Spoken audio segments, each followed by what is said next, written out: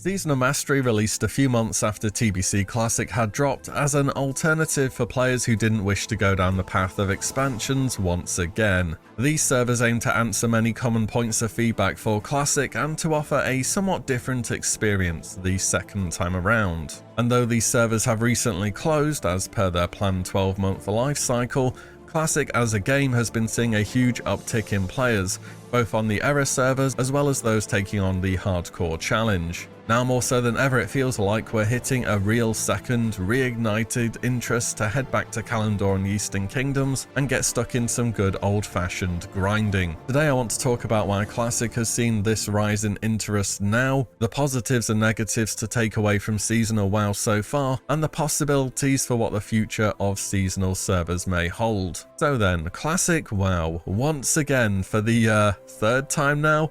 Well, it will be for some of us. I think the first big reason that Classic has seen a rise in players is just that Season of Mastery has gone. It wasn't exactly huge when compared to Wrath's player base, but it's just no longer a choice that is offered. That will leave many players with an active sub who want to continue playing vanilla. So where do they go? Classic era. Second is how dramatically the game has changed during the first two expansions, being the Burning Crusade and Wrath of the Lich King, and it will continue to do so. For me, vanilla getting more popular now, when there is no fresh realm and people are actively taking on a community-driven challenge where they have to delete their character if they die, says a huge amount to me. Vanilla was the only version of WoW where the world was the size of a world, and that matters a lot more than you may think, because expansions have always been comparatively small in size and have at maximum increased the level cap by 10. Vanilla is 2 entire continents with 60 levels to get through. Expansions started to treat leveling as a series of convenient hubs with optimized gear and weapons for your specialization. Vanilla has you go halfway across the world for a weapon that you might be using for the next 15 levels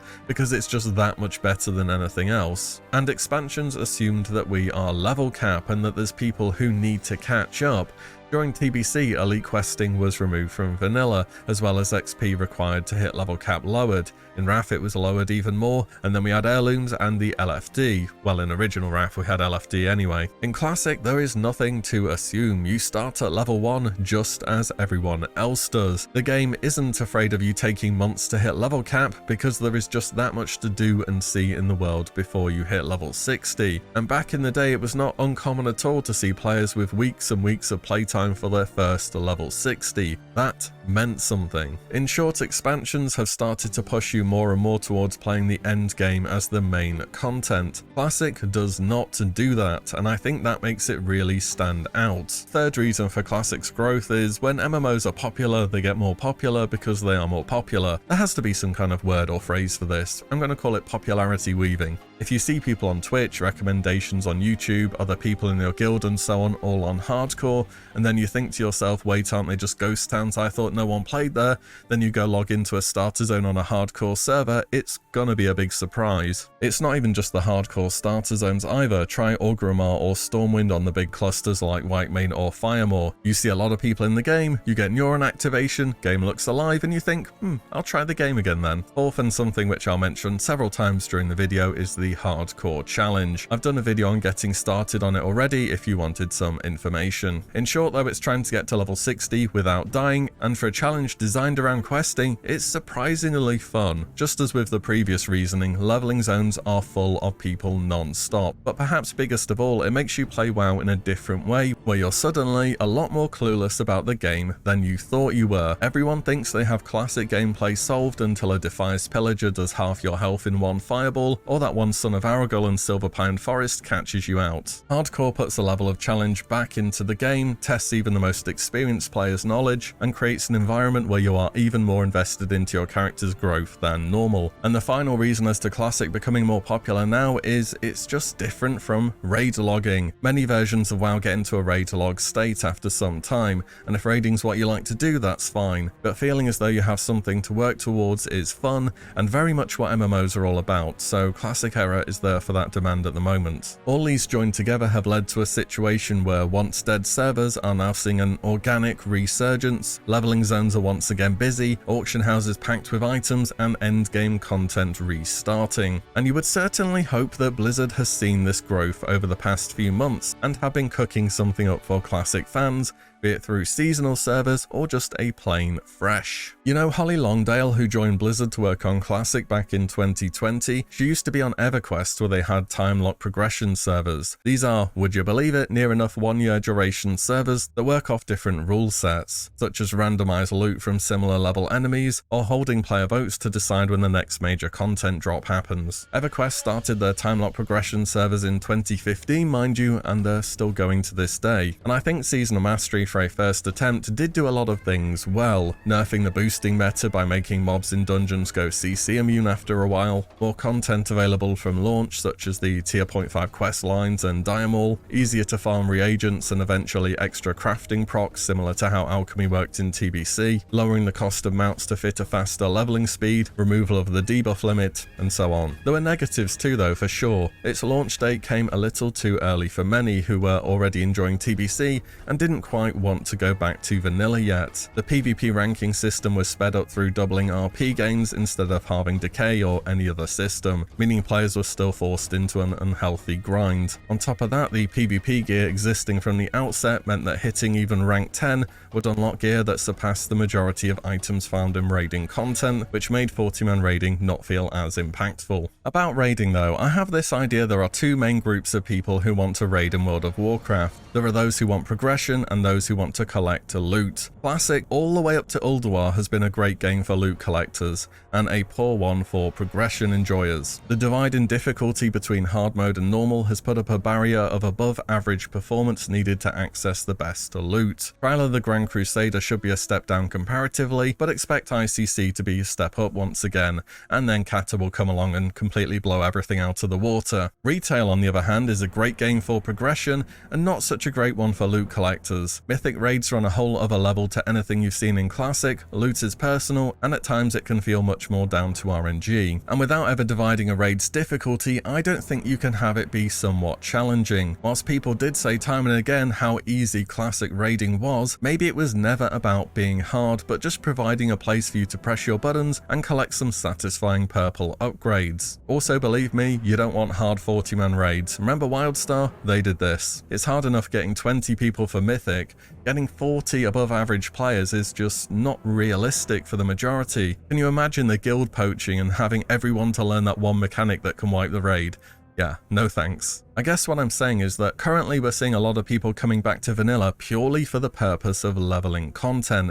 I don't think any other version of WoW could pull this off, and that raids are far more for loot collectors than providing a big challenge. So whilst Blizzard definitely took on board a very common bit of feedback that raids were too easy in vanilla, perhaps going down the road of trying to make Classic into a game more focused on the end game was just not an idea which really made sense. If you remember, Seasonal Mastery at the start had a bonus 40% XP from all activities and even more XP from elite quests. Later this was buffed to 100%, which given the fact this server was designed to last for 12 months is perfectly reasonable. However, at the outset, Blizzard did not confirm you would be able to transfer characters on seasonal servers to the live Classic realms. They would be going to Classic Era, which at the time was not much of a selling point. It was kind of like having your character thrown into the void. I think if people knew they could have moved to TBC or RAF at the end of the server's life cycle, it would have encouraged a lot more people to try it out. On top of that, you could justify not increasing leveling experience or allowing players to choose whether or not they want the bonus experience, just as how Joyous Journey has worked in Classic. The next big point for me has to be classes. If it's not a vanilla, no change is fresh, surely something has to give here. We tried Seasonal Mastery, we buffed raids, we did no world buffs, and we got the warrior meta back once again. This is of course a point where everyone's going to have a different opinion. Using talents from other expansions doesn't seem like much of a runner to me. They are trees built off being level 70 or 80 or what have you, on top of us not having core expansion abilities that these talents are used on, like Mutilate or Arcane Blast or Incinerate and so on. I'm not sure minor changes would cut it either. You could give a Paladin Taunt and Crusader Strike, they're still going to go in 30 seconds flat either way. You could give Moonkins infinite mana and they won't be top 10 on DPS. And that's without even going into itemization or the complete near lack of gear tailored towards specific specs. At the moment, the distance between the top performers and the bottom is just way too large, with or without world buffs. I mean, what I'd like to see is each spec be somewhat viable in the role they were designed for, with the intentions they were designed around, if that makes sense. Enhancement Shamans use two-handers?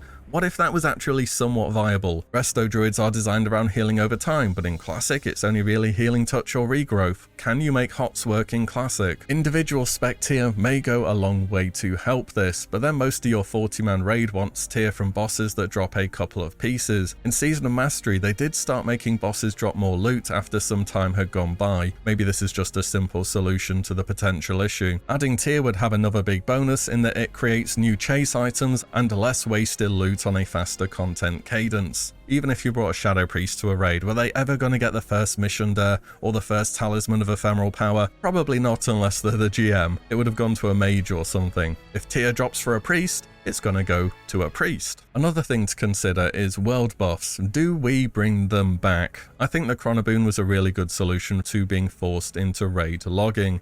And if we assume it's supposed to be easy raid content which is blasted through, world buffs kind of fit into that power fantasy of having 24 buffs running at the same time and just blowing stuff up. Maybe even allow Chronoboon with suspended world buffs to be sold on the auction house. You probably want to put some kind of level restriction on them though, or you can just have 12 accounts and farm boons by summoning level 1s around the world. Wait, I'm just going to be giving them ideas here, aren't I? Either way, if there is class rebalancing, it definitely has to be done very carefully. If you can just run into mobs and AoE them down Wrath of the Lich King style, that's not going to be any good. And in raids, I think the low end DPS need to be brought up and the top end down. I don't think warriors can stay where they are at the moment, because if everything was at that power level, the end game would just get deleted way too fast. Overall, in Season of Mastery 2, or whatever it's called should it happen, I think one of the biggest things to realize is that Classic is a game that has a lot of replayability before level cap, and fast tracking people into endgame is not necessarily a good thing,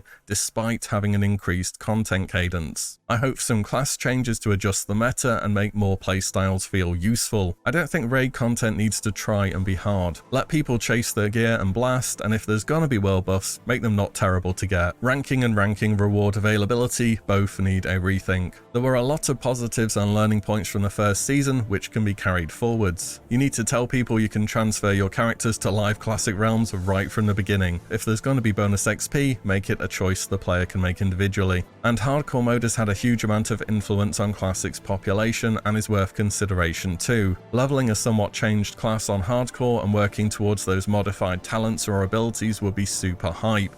It would be like playing the game back in the day and hitting level 40 for the first time once again. On the other hand, hardcore has shown success even without any changes, so there's that too. Whatever happens, seasonal is seasonal. That's the main reason that I don't mind them trying to do different things. You aren't ever going to please everyone, so pick a direction and stick to it rather than trying to compromise and make a game for everyone, which at the end of the day doesn't really suit anyone. Any thoughts from the first season of Mastery, and what things are the top of your priority list if they do a second season? Drop them down below. And as always, thank you all so much for watching and listening in, and I'll see you on the next one very soon.